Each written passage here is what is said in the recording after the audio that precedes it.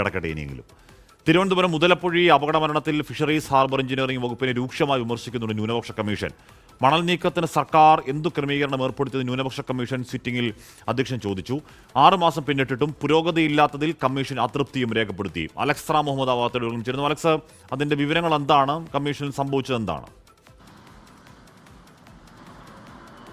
ഹാഷ്മി, മുതലപ്പൊഴി അക്ഷരാർത്ഥത്തിൽ മരണപ്പൊഴിയാകുന്ന സാഹചര്യമാണ് തിരുവനന്തപുരത്തിൻ്റെ തീരമേഖലയിലുള്ളത്. കഴിഞ്ഞ ദിവസങ്ങളിലൊക്കെ ഉണ്ടാകുന്ന അപകടങ്ങളുടെ എണ്ണം തന്നെ ഞെട്ടിപ്പിക്കുന്നതാണ്. അതിന് ഏറ്റവും ഒടുവിലാണ് 2 മത്സ്യത്തൊഴിലാളികളുടെ ജീവൻ അവർ മുതലപ്പൊഴിയിൽ രക്തസാക്ഷികളായത് നമ്മൾ കണ്ടതാണ്. ഇതിനു പിന്നാലെ ന്യൂനപക്ഷ കമ്മീഷൻ സ്വമേധയാ രജിസ്റ്റർ ചെയ്ത കേസിലാണ് ഇന്ന് സിറ്റിംഗ് നടന്നത്. അതിൽ മുതലപ്പൊഴിയുമായി ബന്ധപ്പെട്ട ഫിഷറീസ് ഹാർബർ എഞ്ചിനീയറിംഗ് വകുപ്പിൻ്റെയും കോസ്റ്റൽ പോലീസിൻ്റെയും കരാറുകാരുടെയും ഒക്കെ പ്രതിനിധികൾ ആ സിറ്റിംഗിന് ഹാജരായിരുന്നു. അതിൽ സംസ്ഥാന ഫിഷറീസ് എഞ്ചിനീയറിംഗ് വകുപ്പിന് അക്ഷരാർത്ഥത്തിൽ നിർത്തിപ്പൊരിക്കുകയായിരുന്നു ന്യൂനപക്ഷ കമ്മീഷൻ അധ്യക്ഷൻ എന്നുള്ളതാണ്.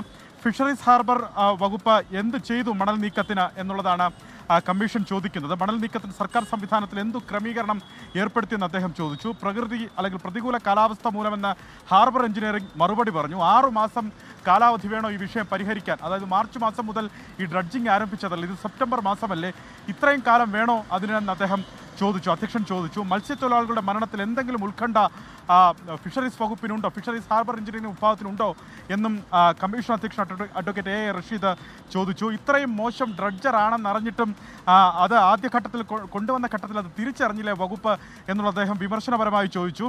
എന്തെങ്കിലും നടപടികൾ അവിടെ നടക്കുന്നുണ്ടോ എന്ന് അദ്ദേഹം ഈ പറഞ്ഞ ഹാർബർ എഞ്ചിനീയറിംഗ് വകുപ്പിനോട് വ്യക്തമായി ചോദിച്ചു. ഡ്രഡ്ജിംഗ് പൂർത്തിയായില്ലെങ്കിൽ അപകടം ആവർത്തിക്കാൻ സാധ്യതയുണ്ടെന്ന കോസ്റ്റൽ പോലീസിൻ്റെ റിപ്പോർട്ടിന്മേൽ എന്ത് നടപടി സ്വീകരിച്ചു എന്ന് അധ്യക്ഷൻ ഈ ഹാർബർ എഞ്ചിനീയറിംഗ് വിഭാഗത്തോട് ചോദിക്കുന്നു. ഇങ്ങനെ പോയാൽ അല്ലെങ്കിൽ ഇങ്ങനെ പോകാൻ സാധിക്കില്ല എന്ന് അദ്ദേഹം വ്യക്തമാക്കുന്നുണ്ട്. അതുമാത്രമല്ല, ഈ കാലങ്ങളിൽ ഈ കഴിഞ്ഞ 6 മാസം അവിടെ നടന്ന പ്രവൃത്തി ഏതെങ്കിലും തലത്തിൽ മോണിറ്റർ ചെയ്തിട്ടുണ്ടോ? അത് മോണിറ്റർ ചെയ്തിട്ടുണ്ട് എന്ന് ഹാർബർ എഞ്ചിനീയറിംഗ് വകുപ്പ് പറയുമ്പോൾ അതിൻ്റെ തെളിവ് എവിടെ? അത്തരത്തിലൊരു രേഖയും ഒരു റിപ്പോർട്ടും തനിക്ക് നൽകിയിട്ടില്ല എന്നാണ് പറയുന്നത്. ആ രേഖ വേണം. ഹാർബർ എഞ്ചിനീയറിംഗ് വകുപ്പിലെ ഉദ്യോഗസ്ഥർക്കെതിരെ നടപടി സ്വീകരിക്കാതിരിക്കണമെങ്കിൽ വിശദമായ റിപ്പോർട്ട് ന്യൂനപക്ഷ കമ്മീഷന് നൽകണം എന്നാണ് അഡ്വക്കേറ്റ് എ റഷീദ് വ്യക്തമാക്കിയത്. എന്താണെങ്കിലും ആ കമ്മീഷൻ സിറ്റിംഗ് ഇനിയും തുടരും. വിശദമായ റിപ്പോർട്ട് അവർക്ക് നൽകേണ്ടതുണ്ട്. കരാറുകാരനെ അടക്കം കാശ് മാത്രം വാങ്ങുന്നതാണോ, ജനങ്ങളോട് യാതൊരുവിധ ഉത്തരവാദിത്വമില്ലേ എന്നും അദ്ദേഹം ഇന്ന് ഈ വകുപ്പിനോടും അതുപോലെ കരാറുകാരോടും അദ്ദേഹം ഇന്ന് ചോദിച്ചിട്ടുണ്ട്. ഹാഷ്മി, രൂക്ഷമായ ചില വിമർശനങ്ങളാണ്. അതിന്റെ വിവരങ്ങൾ പറയുകയായിരുന്നു നൽകുന്നത് അലക്സ് റാം മുഹമ്മദ്. ലോകത്തെവിടെയായാലും ഏത് സമയത്തും 24 വാർത്തകളും ഓഗ്മെന്റഡ് റിയാലിറ്റി പാക്കേജുകളും എക്സ്പ്ലെയിനറുകളും വിശദമായി കാണാൻ ഞങ്ങളുടെ യൂട്യൂബ് ചാനൽ നിങ്ങൾക്ക് സബ്സ്ക്രൈബ് ചെയ്യാം.